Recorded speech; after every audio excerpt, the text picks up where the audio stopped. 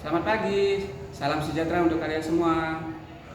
Jumpa lagi belajar IPA bersama Pak Gede. Semoga kalian senantiasa sehat dan tetap semangat. Pada pagi hari ini Bapak ingin menyampaikan materi IPA tentang cahaya. Tentu saja dalam kehidupan sehari-hari kalian sudah mengetahuinya bahwa cahaya merupakan sumber dari segala sumber kehidupan di bumi. Sumber-sumber cahaya itu ada yang berupa alami, ada yang buatan. Sumber cahaya yang alami misalkan sinar matahari, sinar bintang. Cahaya buatan misalkan senter atau lampu-lampu yang ada di rumah. Nah, baiklah, kita akan bahas satu persatu mengenai sifat-sifat cahaya. Sifat-sifat cahaya yang pertama, dia dapat merambat lurus jika melalui medium yang sama. Medium itu artinya zat perantara. Jika zat perantara melalui medium yang sama, misalkan melalui udara, Bapak gambarkan berkas cahayanya seperti ini. Misalkan cahaya yang pertama yang A, cahaya yang kedua Bapak beri nama cahaya B, cahaya yang ketiga Bapak beri nama cahaya C. Nah, ini disebutnya berkas cahaya yang sejajar atau paralel jika melalui medium yang sama. Bagaimana halnya dengan yang cahayanya menyebar? Misalkan ini artinya sumber cahayanya berasal dari titik P, kemudian cahayanya menyebar ke segala arah. Nah, cahaya ini disebutnya berkas cahaya yang menyebar atau nama lainnya divergen.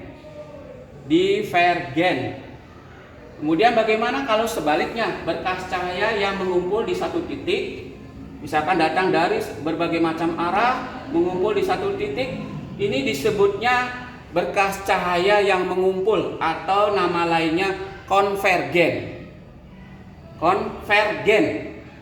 Baik, sifat cahaya yang kedua yaitu dapat dipantulkan. Tentu saja dapat dipantulkan jika mengenai dinding pemantul. Dinding pemantul itu ada dua macam atau dua jenis. Dinding pemantul yang sempurna atau pemantulan yang sempurna. Yang kedua, pemantulan yang tidak sempurna. Nah, pemantulan yang sempurna apabila cahaya tersebut mengenai sebuah dinding yang halus, misalkan pada cermin atau lensa.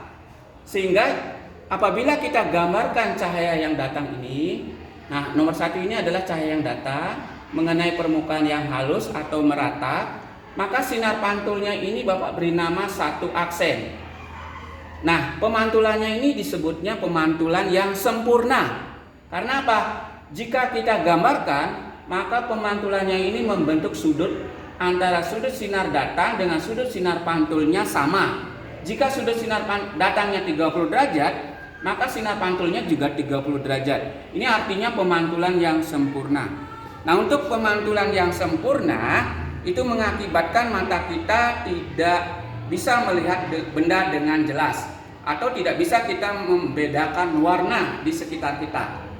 Bagaimana halnya jika cahaya mengenai permukaan bidang yang kasar?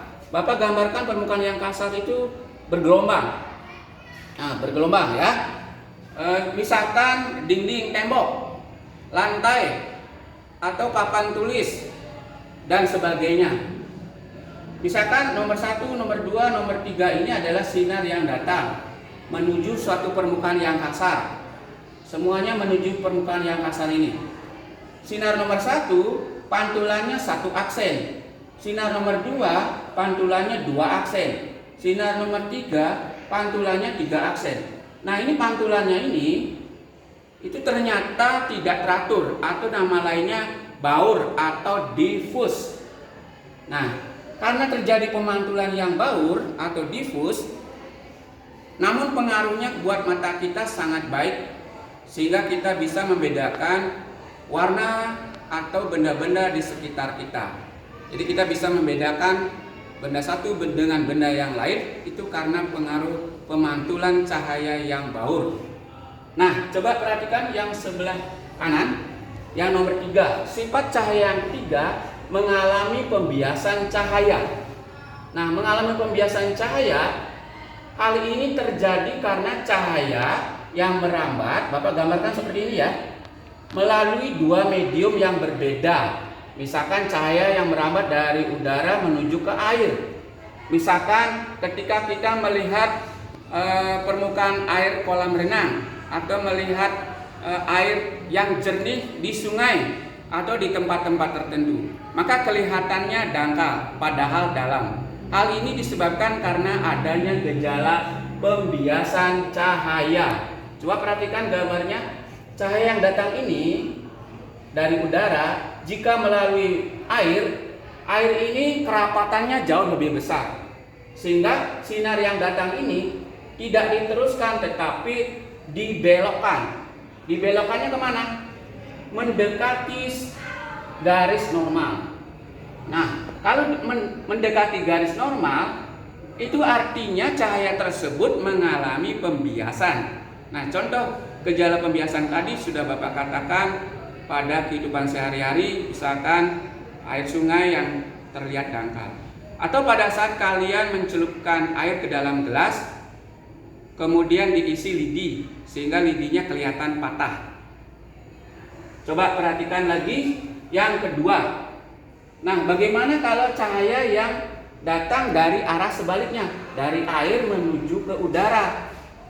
Nah, ketika cahaya ini datang dari air menuju ke udara, sinarnya tidak diteruskan tetapi dibelokkan. Dibelokkannya menjauhi garis normal.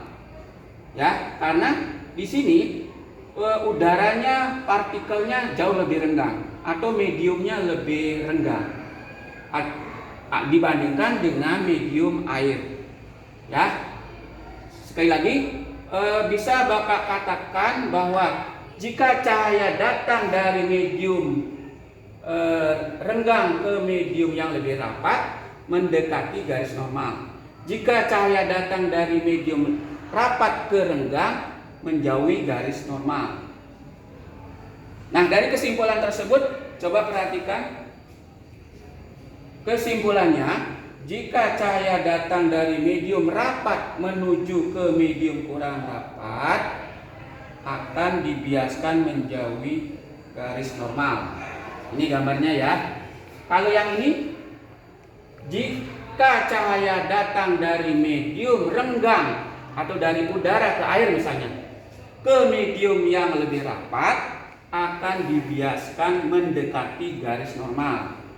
Nah, demikian penjelasan dari Bapak mengenai sifat-sifat cahaya yang terdiri dari 3 saja dulu.